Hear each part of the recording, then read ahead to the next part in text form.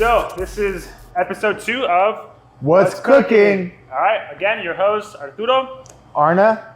So today's episode, we're going to be talking about carbohydrates. All right, so right away, we're just going to go right into it. So, Arna, carbs. So people talk about carbs all the time. They talk about carbs as the enemy, carbs as the source that you need to target in order to lose weight, in order to get cut. They're always like, well, you got to cut your carbs. You got to decrease your carbs. The number one thing, it's always, oh, hey, you're on a diet? Yeah, I'm cutting all carbs. And for me, I get scared. I'm like, wait, whoa. I mean, there's ways to go about it. Of course, there are certain diets where you can cut carbs and do it efficiently. You're actually going through a diet yourself. Keto diet. I'm on a keto diet myself, but it takes discipline, consistency, and very strategic planning in order to accomplish the keto diet properly. For the average person, it doesn't make sense to completely cut carbs, in my opinion. Especially when you got 3 nutrients that we're going to go through all the episodes, but we got our protein, which we've already talked about. This episode is carbohydrates and then fat, all right? So the moment we eliminate one of those nutrients, we're trying to target the other 2 as our most efficient energy sources. But what's going on? They're eliminating one completely, right? And guess what? There's all of our foods, for the most part, have these nutrients in them. And each one of these macromolecules that we talked about, respectively, fat, protein, carbohydrate, have very specific roles in our body. Correct. So, and if you eliminate one, you're going to be depriving your system of that specific function from that macronutrient, and you're going to compromise your system, and now you're going to have some things that can go wrong. But wait, Arna, like if I don't eat carbs, wouldn't my body utilize fat, my stored fat, as the source? So wouldn't I be targeting it? Theoretically, yes, but you would have to be able to calculate exactly how much fat you're taking in, what type of fats you're taking in, and strategically plan when you're ingesting food and when you stop ingesting food, so your body goes into that specific mode where you're now in a fasted state. You're going to engage in gluconeogenesis. So gluconeogenesis is you're going to produce glucose from non-carb sources. Okay, and it's not as easy as it sounds, if that makes any sense. So there's different types of carbs, right? But let's go into the role of carbs first. Okay. What do they do in our body? Arturo, I love how you said that there's different types of carbs. Carbs is kind of like a broad umbrella term, right? Right. And under that umbrella, there's so much that's happening. So many options. Right. So when we're talking about carbs, okay, are we talking about simple carbs, complex carbs? Are we talking about starches? Are we talking about fibers? Right. It's just because very confusing if you don't know what you're doing. I mean, there's carbs in our vegetables, all right? There's carbs in our fruits. There's carbs in so many different options. So you have to be able to identify them and not have this stigma that carbs are the enemy. Okay. Overconsumption of carbs, and in fact, any of these nutrients is the enemy. Okay? So I watched this. So I watched this. Not a podcast, but what is the other thing that they do? A TED Talk. Okay. The other day about nutrition, and the guy was talking about how even overeating food that we consider healthy food can cause a surplus. Your body needs to store it. So a calorie is a calorie, regardless of where it comes from. Remember that. A calorie is a calorie, period. It's a form of energy. It's your form of energy, right? So whether it's whatever calorie it may be coming from, right? You have to ultimately remember that calories in, calories out. What you're consuming opposed to what you're expending is what your net calorie would be at the end of the day, right? So then understanding that there's different stages that you can be. You could be at caloric surplus, maintenance, or deficit, but that's a different episode. But we have to understand that the carb is a carb. Yes. Now, some carbs do in fact get metabolized differently based on... And that's what we're gonna dive into. Right. Okay, so what are carbohydrates? So carbohydrates that we consume or ingest in food form are usually polysaccharides, okay? So they're long chains of molecules, right? Your body takes these long chains in and it starts breaking them down into monosaccharides or glucose. So basically all the carbs you consume are gonna ultimately get converted to glucose, which we refer to as blood glucose, right? So basically when you consume carbohydrates, your body's gonna break it down, and first it's gonna break it down to blood glucose. Then it's gonna start storing it as glycogen. So you have muscle glycogen and liver glycogen, but you only have a limited storage capacity in the liver and the muscle. And this is why putting on lean muscle mass or muscle is very important, because the more muscle you have, functional muscle you have, the more glycogen, muscle glycogen you can store. Exactly. So your reserve tanks get bigger. Mm-hmm. Exactly what he said. So you have more reserve capacity for the carbs that you're taking in, which is going to prevent those carbs from being converted to fat. Because like we talked about last week, that closet that you have at your house, your body's going to take those carbs. So you have a certain amount. Once you hit that amount, your body's now going to look at it and say, hey, well, the muscle glycogen's full, liver glycogen's full. What am I going to do with it? What am I going to do with it? Store it. Exactly. So it's going to store it as fat. That's not what you want. That's where carbs get the negative connotations that are associated with it, because it's very easy to overconsume carbs. And when you overconsume carbs, it's like if you overconsume protein, it's like overconsume fat, you're going to store it as fats. Right. So carbs aren't bad. Overconsuming carbohydrates, just like anything else, is bad. So we talked about the actual chain of that molecule, right? So this is, I think, a perfect opportunity to dive into the complexity of that chain, right? Because there are different types of carbs, right? And so the simpler, the more simple that chain is, right? Would it be safe to say that your body will metabolize it or break it up faster? So basically, we're going to then talk about now glycemic index, right? Simple carbs, complex carbohydrates, right? So, can we use a nickname, dirty and clean? There's no such thing, which is the one thing that I always have to kind of educate anyone that I talk to about this. There's no such thing as clean food, dirty food. It's a calorie, it's a nutrient. You just have to identify what it is and the function that you're looking for. But we all could relate with the fact that, we all have kids around us. When you give kids sugar, they're like energy bunnies, and then they crash. Okay? So that's a perfect example of a simple carbohydrate. So when you consume a simple carbohydrate, your blood sugar is going to increase really fast, and it's also going to increase insulin very fast. Your body's going to try to store those carbohydrates or process them as fast as possible. So you have a huge spike in energy, and you have a huge crash in energy, and you have major fluctuations in insulin, which you want to prevent, because that desensitizes you to insulin production, which leads to other consequences such as diabetes. Right. Okay, so now we're going to talk about the high glycemic index, low glycemic index idea. Okay, so foods that are high glycemic index are those foods that increase your blood sugar really fast and decrease your blood sugar really fast. So there is the actual processing of consuming those carbohydrates happen very quickly. So you feel like you're eating food, but then an hour later you're extremely hungry because your blood sugar is now decreased because it wasn't a consistent, steady release of glucose into your bloodstream. It's also safe to say that you want to have a much lower glycemic, index with your food options for that full factor. Yes. Right? Because you want to. The trick when you're dieting, right? You want to not feel like crap while you're undergoing this process. So you have to make sure that you're eating or you're selecting choices of foods that are going to give you the best full factor, for a longer period of time. Because you don't want to eat something and then be hungry in 20 minutes. You're gonna hate your day. So you hit the nail right on the head, Arturo. So basically, with the complex carbs or low glycemic index carbs, since it's a little bit harder for your body to break down those chains, it gradually releases it into your bloodstream. Right. So it keeps that flow energy a little bit more stable. Exactly. You don't have that spike, but guess what? It's a gradual increase and a gradual decrease. So as opposed to getting hungry in an hour, now you're full for 4 hours, 5 hours. Right. You're not overeating food. Let's give them a couple of examples of a more of a complex. That way they kind of get it. And then also a number or an example of a high glycemic index item. Okay, so a good complex carbohydrate would be legumes, for example, right? Lentils is a perfect example of something that I would consider a very efficient form of a complex carbohydrate. Gotcha. And then you have quinoa. Quinoa is also another very good example of a complex carbohydrate.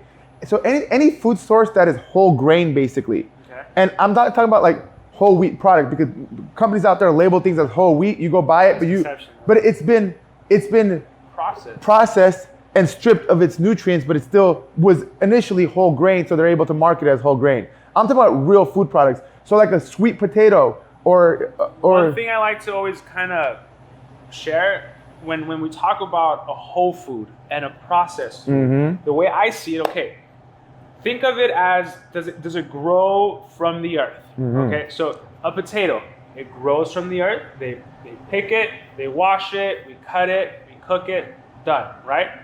Now, when it comes to a pasta doesn't just grow. There's a process to make. There's other things that are processed to make. It's processed. It's processed, okay? A cake, for instance, and I always love to give this example. A cake doesn't just grow from a tree, you just pluck and you eat it. No, there's a process to make. And that's very high glycemic index, by the way. Exactly, because there's so many items that require, so many ingredients that it requires another process, because you have to obviously put them together, stir, bake. You undergo this process to make. So to make this concept really simple, what I tell my clients is, if it's in the aisles in the supermarket, stay away from it.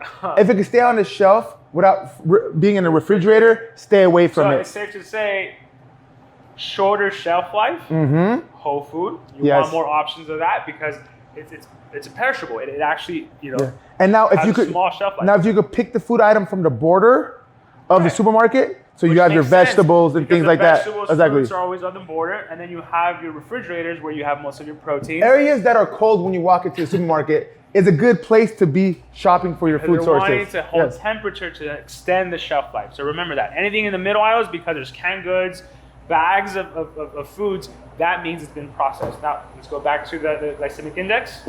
So another option for, let's give them a vegetable. I mean, because there's different types of vegetables, right? So there's going to be a different, value for that as well. So exactly. Okay, so vegetables in general are a really healthy option. Perfect. Okay, you know why? Because they're high in cellulose and fiber. So what that helps you do is that slows down the digestion process.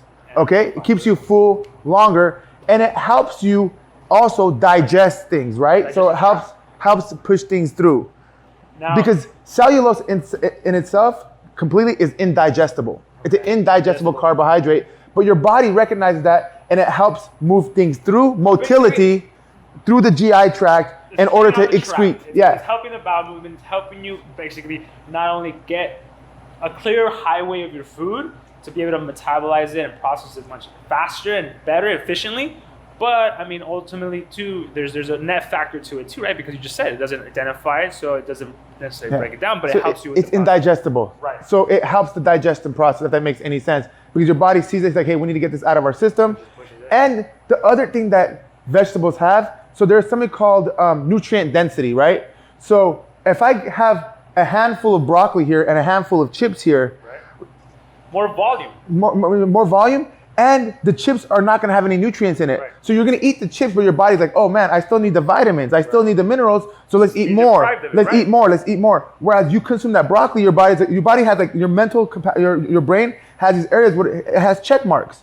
Or he's like, okay, here, I got my vitamins here, check. I got my minerals here, check. We're good. We cover the bases. We've consumed what we need to consume to stay functional. And one thing we'll again have to make another episode for as well, is through the process of eating these foods, because I'm a firm believer that you can, and we talked a little bit about earlier, you can have a healthy option like a vegetable, and through the cooking process, you completely transform its composition, because they'll try to saute it, and they'll add oils or they'll add butters even to give it a better, heating. Because of the heat, think about it. Yes. Even and that's why cold presses versus like some type of like juicing with the blender also comes into effect, because there's actual heat. There's you're breaking it down through an actual heat. So what heating does, it starts breaking down enzymes in the food itself before you actually eat it. So guess what? So you're stripping. Supposed to be getting, you're stripping. You're stealing the nutrients out of the food. Right. And I'm not saying don't heat your food. I'm just saying be cognizant, be aware of what's really happening. You know what I mean? Right. And if we could just scroll up a little bit.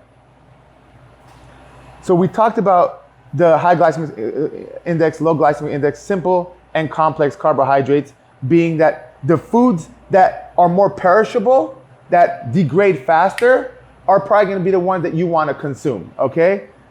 It just makes a lot of sense. Right. And now we're going to talk about carbohydrate and exercise, okay? So this is where carbs are essential, okay? So let me give you a scenario.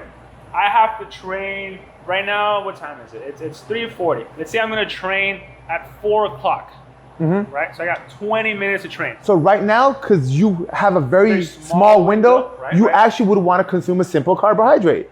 Because you want your energy surplus to go up. I need it now. I don't need it 2 hours from now. So that's something too that we have to consider that. But again, this is a case by case basis. Right. If you're sitting at home and you're just trying to lose weight a little bit and you're gonna go walk on a treadmill for 45 minutes, please don't go and consume a Gatorade because it's not for you. No. Now, if you're a highly trained athlete, someone that has done this for years, like Arturo's a golfer, and I train him. And I'm going to train with him. So he does something very specific, and there's very specific reasons and energy outputs that he needs to produce in order to get the results he wants.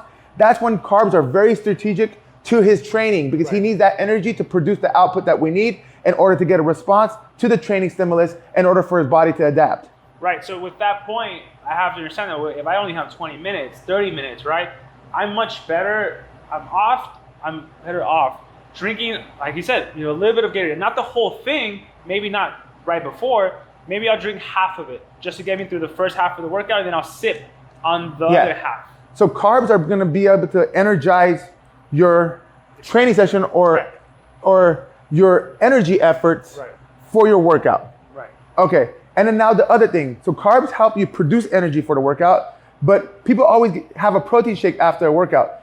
What people don't realize is that protein is just a building block. So it's just cement, right? You need transporters. They transport, and they need energy. If your body needs energy to synthesize that protein and convert it into muscle or whatever it's going to do with it, right?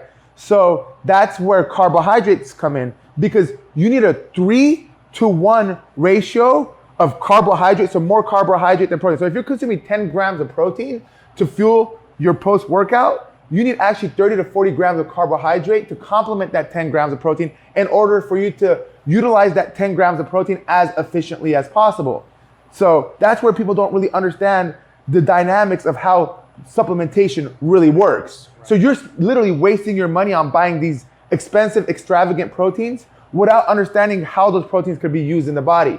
Your carbs are basically gonna allow you to energize the process of building muscle, building muscle out of the protein that you're consuming. And that's another reason why with MacroFit, you always want to have a well-structured meal, meaning you have your proteins, you have your complex carbs, you have your vegetables to be able to hit all three, the trifecta. Yeah. So. And then one thing I want to tackle too is diabetes. Diabetes is a huge epidemic in our country, and now it's even becoming more prevalent amongst children. So there's type 1 diabetes. You can't really do anything about that. That's a genetic, right? But there's a type 2, and that has to do with insulin sensitivity. So basically your body becomes desensitized. So if you use something too much, your body either needs more of it in order to be able to secrete the same amount that you initially secreted, or your body just completely becomes desensitized. The receptors are like, wait a minute, like I'm on or off, I'm on and off, I'm on and off, I'm on and off, I'm on. Yeah. Basically, you're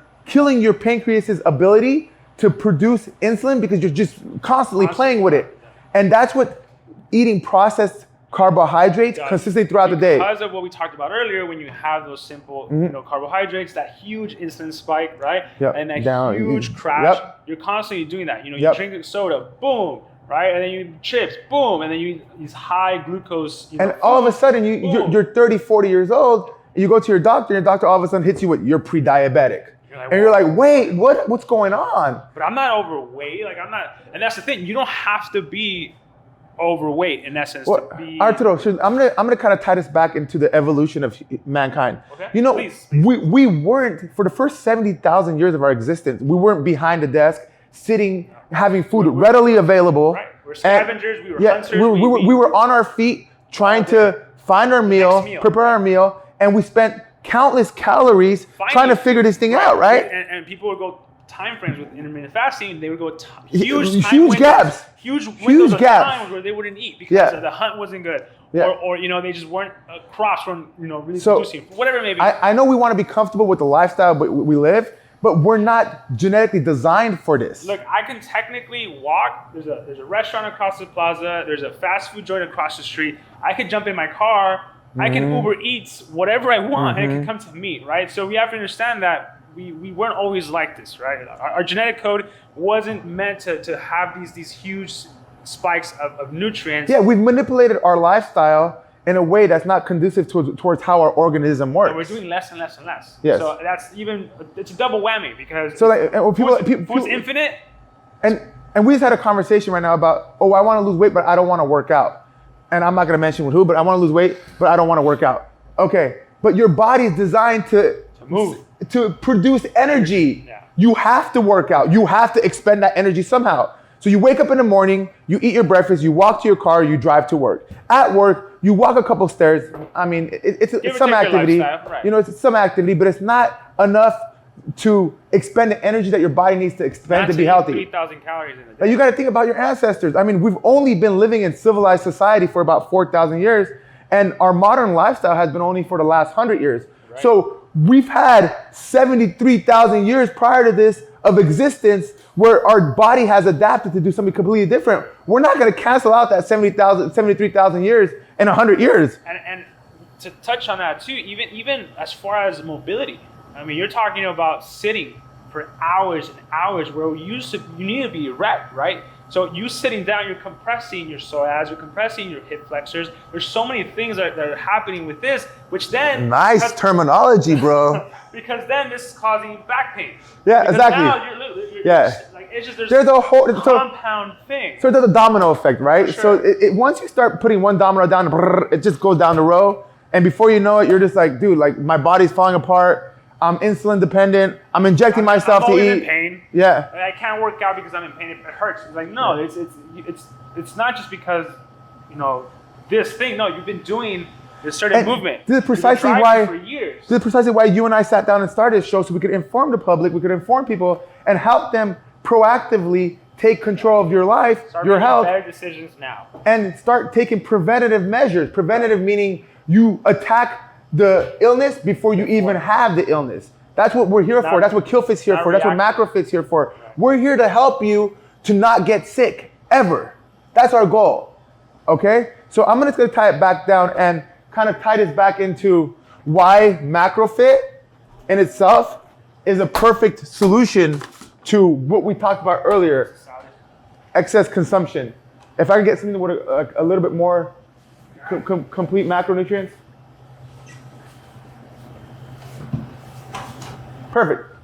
So these ready meals. See, there's many meal prep companies out there, and I'm aware of that. But not everybody is smart like Arturo. Arturo is my guy because he's actually a scientist and he understands measurements, right? So some people just throw things in a dish, give it to you and say, hey, these are your macros. No, at MacroFit, they're specific for you, for your needs, for your body type, for your energy output, for your lifestyle. They're designed for you, okay? Paid advertisement, okay? Paid advertisement. I'm not paid for this, by the way. I do not get a penny out of it. No, and sometimes I always tell my clients as well, it's like, yes, choosing a better option is always key, but also understanding how much of that selection it is that you're eating. So not so much what you're eating, but how much it is that you're eating, because portioning, exactly, measurements. And I think we talked about it, touched on this last week too, right, Arturo? It's very easy to overeat. For sure. You're like, oh, well, I only had a bowl of rice. I only had a couple pieces of steak. No. So that's the great thing about having these meals already prepared for you. You have the right amount of carbohydrates here. The perfect amount. So this amount of carbohydrate, depending on what your macros are and how they set it up for you, are going to be enough to fuel your needs, but not enough to store it as fat. Exactly what we talked about earlier. This amount of protein is going to be enough to give you the protein, the building block that you need to build the tissue that you need for recovery and things of that nature. But it's not going to be too much to the point where you're now going to start storing these things as fat. And then you also have your fibers here, like we talked about earlier, your cellulose, which is indigestible, but has all the vitamins, minerals, and those high nutrient density that we were talking about. So the vegetables that have the high nutrient density, you also have that within your meals. So all the bases are covered. You don't have to worry about anything except placing your order, coming in, picking up your order, and fueling your workout or fueling your day. And that way, you know exactly what you're consuming. It's already prepared for you. So, and you have these services at your disposal. It's just understanding a little bit of what you need to do and reaching out, you know, that's it. And also we want to kind of start opening up a segment with this episode with Q&A. So we don't necessarily just have to talk about nutrition. We can cover or answer any question you might have. about building muscle, or I want to run faster, I want to be more dynamic, or I want to jump higher. Any question that you have about nutrient, performance, fitness, lifestyle, things of that nature, even a mental focus, even structuring your life, anything that has to do with your lifestyle, we're willing to make an episode on and talk about. Reach out to us, let us know what you need. Especially, I mean, young or old, right? But if you're an athlete, especially if you're a young athlete, I wish I knew what I knew and I had him as a resource when I was playing high school golf, junior golf, because I would have done things completely different.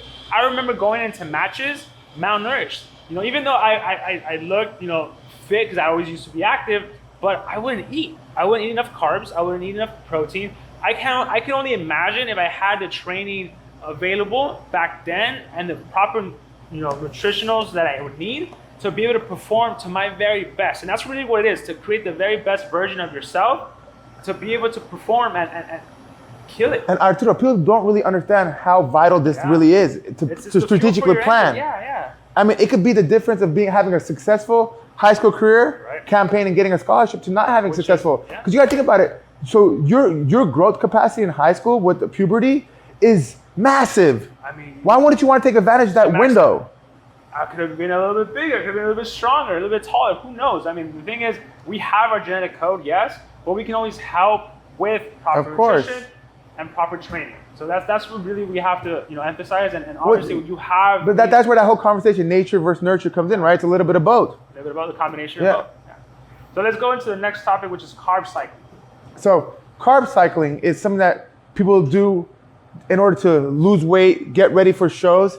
And this is basically a process where you kind of gradually decrease the carbs that you're consuming, and you go a period without carbohydrates. All of a sudden, you introduce carbs back into your diet. You load them up. Yeah. So basically, what happens, like we talked about earlier, right? The muscle glycogen factor, right? So what happens is that you deprive your body of carbohydrates, so your glycogen stores aren't full, and all of a sudden, what happens is that you introduce carbohydrates right before an event, right before something, and that glycogen store just comes into the muscle, and you have that whole veiny look that people want to look for, right? Because your body's like deprived. The sensitivity of carbs is increase. Right. Now you give some carbs in your body, like, oh, give me that, let's put it into the muscle. Let's also make a point that the timing of it has to be on, right? I mean, it's a very, very specific science. Exactly. Very specific. Your coaching has to be, you know, they need to know what they're doing. And you need to know your body, because again, my metabolism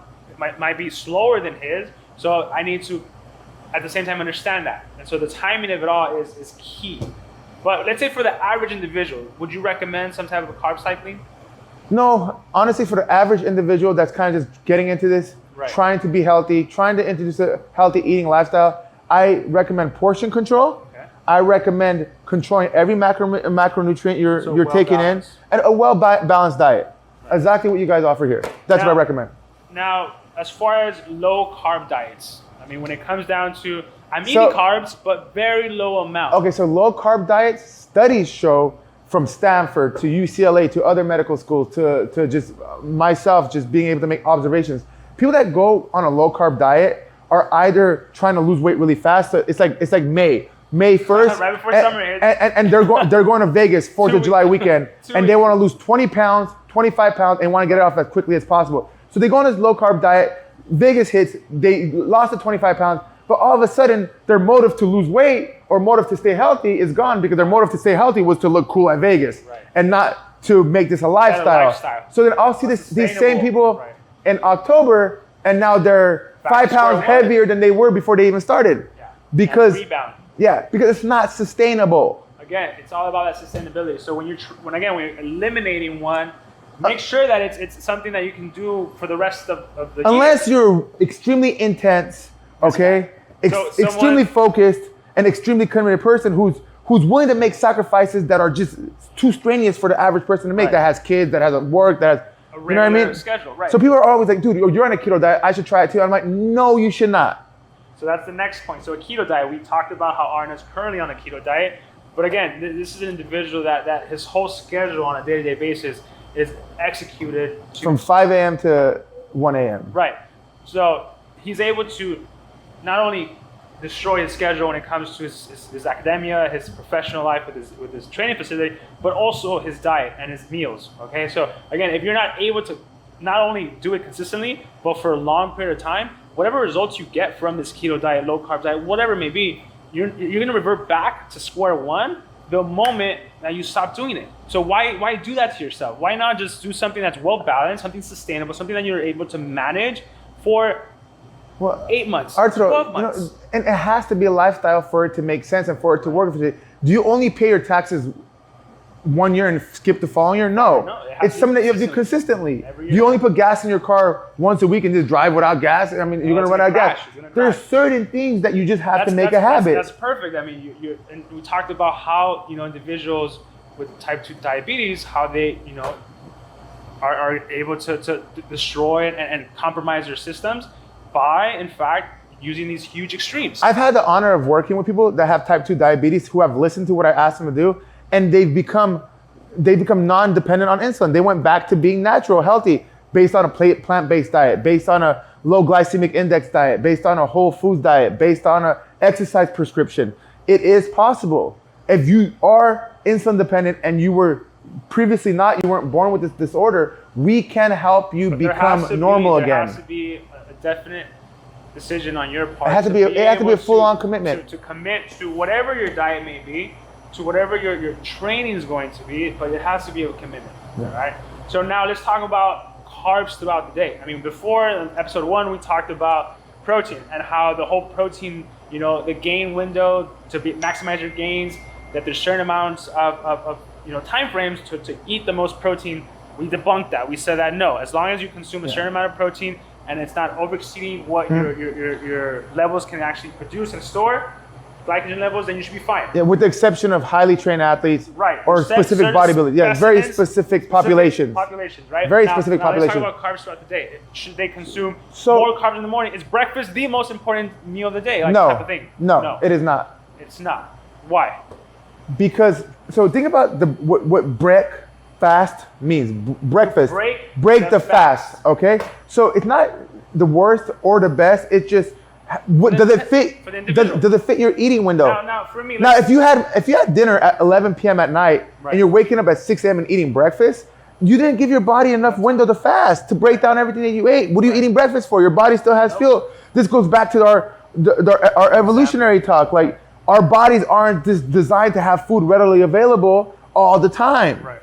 Okay, so we should talk. Now, if you ate your last meal at 5 p.m., you went to the gym at 6 p.m., you put your kids to bed at 8 p.m., you sat in bed and read or watched a show until 11 p.m., you knocked out at 12 p.m., guess what? You went 7 hours after your last meal before. You went to sleep, now you went to sleep. Say you slept another 6 hours, right? So you're 13 hours into a fast. It takes your body 12 hours to start depleting the muscle glycogen that's there, or the liver glycogen, right? 12 to 24 hours. So once you hit that 12-hour window of not eating, at that point you could break the fast, right? Breakfast, that's what breakfast means, break fast. So going back to as far as it being the most important meal of the day, it is if in fact your most activity is going to be in the first half of your day, right? But if you're gonna drive to an office and stay in office from 9 to 5, right? You're not expending that many calories. So you don't have to have this huge breakfast. You can have something small, a couple protein, something that has a sufficient amount of protein, carbohydrates, right? Fiber. But then you can have another small meal 4 hours after, if that's the case. But again, breakfast is not the most important, because let's say for me, for a lot of years, I was just working 9 to 5, but I would train on the second half of my day. I would go to the gym late at night, from anywhere from 8 to 9. I would start my session and I would end around 11. So at that point, you might want to bias your carbohydrates to later on in the day. Exactly. If you're going to train later on in the day. So what I would do, I would eat a very small breakfast. But again, you're training for very specific purposes. So that's the other thing I want to kind of tackle, is like for the average person who's just going to go to the gym, put in an hour, doesn't have specific training goals. You just want to train to be healthy and train to have a healthy lifestyle and get results, lean out a little bit. It doesn't necessarily matter what time you consume your carbohydrates, because you're going to have it available in your system as blood sugar or blood glucose, muscle glycogen, liver glycogen, and you're going to be able to access those through your system and use it to energize your training session. Now, if I'm training a high-level football player, if I'm training an Olympic sprinter, if I'm training a specific golfer that's going to come in and has a specific training plan and they're putting out efforts that are kind of at the max extremity of their capacity, at that point I would tell Arturo, hey, an hour and a half, 2 hours, make sure you get that sweet potato in your system. Make sure we have a little protein available. Make sure that you're fueled for this training session. To maximize your efforts in that specific time frame. So unless you fall under that category, which, I mean, it's only like 1 or 2% of the population that trains like that. Even I don't train like that anymore. You don't really need to worry about that window, or I had a carbs 2 hours before or 1 hour before. You're going to be just fine. So we'll just leave it at, you know what? As long as you're consuming a good amount of carbohydrates. And a 24-hour window, yes. You'll be fine. Yes. All right? So next subject, let's go with processed carbohydrates. So processed carbohydrates. Processed carbohydrates are carbohydrates that have been stripped of their nutrient values, nutrient density. So through processing. So basically they put it into a machine, they stir it, they take the shell of the carbohydrate off of it. So like white rice, for example. Brown rice. Yeah, and even brown rice to a certain extent is processed actually, right? Because the brain, the actual shell is removed, and that's where the most of the nutrients lie actually, is in the brain itself. So processed carbohydrates go through this chemical processing in order, literally, in order to extract, to make more volume of it, in order to make it more resistance to tarnishing, right? So it can stay on the shelf for a long time. So for the companies that produce it, actually processing became a big thing in World War II. Because they needed to ship these foods to the exactly. So they didn't want to spoil halfway through the journey. The actual reason for it isn't bad, because they wanted to be able to have these foods that were resistant to crazy environmental conditions, and still give people calories that they need to consume. So when you're in the middle of war and you have no refrigerator available, you have nowhere to cook food, or you have maybe just a pot to put some rice in, or put some pasta in to heat it up and eat it, then it makes sense. But then now companies realize that, hey, if I process food, it can stay on the shelf a lot longer. I can make a lot of it, just store it and keep selling it. And us as a society, we've been conditioned to consume those food sources as our main source of carbohydrate. And that's where processed food, because it's a lot of calories, but doesn't have any nutrient density, and that's the problem. Density, So your body's a lot of calories, very small. So you're eating all this pasta, you're eating all this rice, you're eating all this bread, you're eating all these fries, but your body's like, yeah, I got the calories, but what about the minerals, the vitamins and things like that? Just give me more, because I still haven't covered those bases, and we need to cover those bases. So that's what processed food really is. They're chemically processed foods that have been stripped of their nutrients in order to increase their shelf life. For a specific function when it comes to shelf life, and to obviously be able to sell more. Yeah. Right. So we talked about that. So next, what are we talking about? So now let's talk about, so this is a conversation I have with people all the time. We all know what good food and bad food is. If I say chips, bad, right? If I say fries, bad. If I say broccoli, good. If I say quinoa, good. You know, we all know, we all want to be lazy and pretend like we don't know, because the chips are fun. Who doesn't love a bag of Doritos? You know what I mean? Like Pringles, once you pop, you can't stop, right? They advertise it because you can't stop. Because it's bomb, you know? It's really that good. I use the word bomb. Wow, I haven't used that in a long time. It's so good. But again, okay, so what it comes down to is, I'm not saying, so Arna and Arturo said go eat carbs. No, that's not what we said. We said make smart choices with the carbohydrates that you eat, right? So that's what we kind of want to cover with this last notion, is good carbs versus bad carbs, okay? Your carbohydrate source should have high nutrient density. That means that if you look at it, it looks green, it looks colorish, it looks like it's from a vegetable source. Or another conversation I want to have is fruits, right? So people are like, they're like, well, I don't have dessert, but I have a lot of fruit. Fruit is fructose, but it's still sugar. Your body's still going to process it and convert it to glucose in the system, because if you ever heard your doctor talk about blood sugar, they always refer to blood glucose, because it's all converted to glucose in the system, because that's the only one that your body could use, right? So even fruits, after a certain extent, certain consumption, turn into bad carbs in the body and increase your blood glucose levels, and have that trickle down effect that we talked about with muscle glycogen, liver glycogen, and fat storage, right? So going back to the nutrient density, you want to eat foods that aren't necessarily your favorite food to eat, like lentils. Like I've never jumped at the kitchen, I'm like, yeah, grandma, you made lentils today, yes!